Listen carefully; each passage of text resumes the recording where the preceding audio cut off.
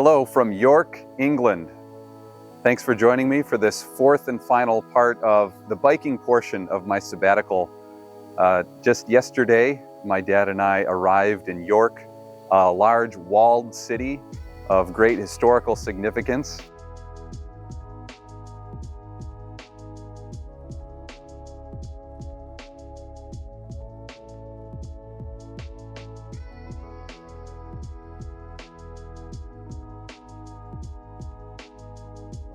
You can see the wall here next to me and even some of the other interesting architecture behind me. York is a city with a lot of history.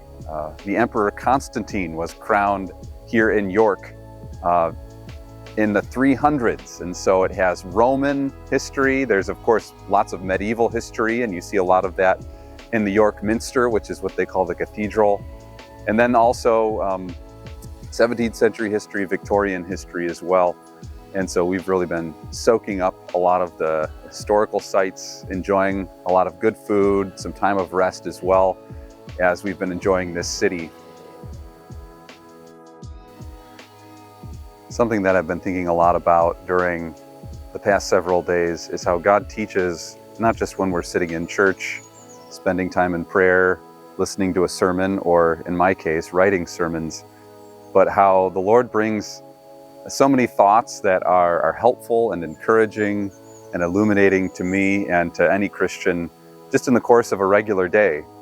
And so not only have I been learning and hearing from God as I've been sitting in churches, which I was able to do for a little bit today in the York Minster, but really hearing a lot from God while I've been cycling as well, going up hills and down hills and through towns, and God bringing insights to mind as I see a flock of sheep and some shepherds who are caring for them, as I see God's creativity, glory, and creation, and as I think about all of the ways that God is blessing me.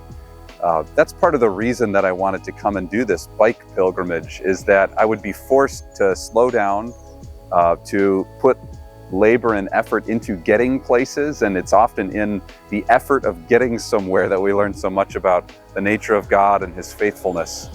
And so hopefully that's a lesson that I will take away from this pilgrimage, not just in the short term, but in the long term as well, that I and really any Christian doesn't have to be sitting in church to be hearing God's voice, but it is often in those opportunities where we're putting effort in and relying on God and trusting in Him.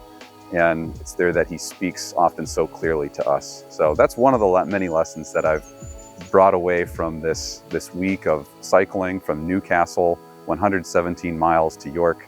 Thanks for joining me along the journey, and I look forward to providing more updates from London and from Germany in the weeks ahead. Bye.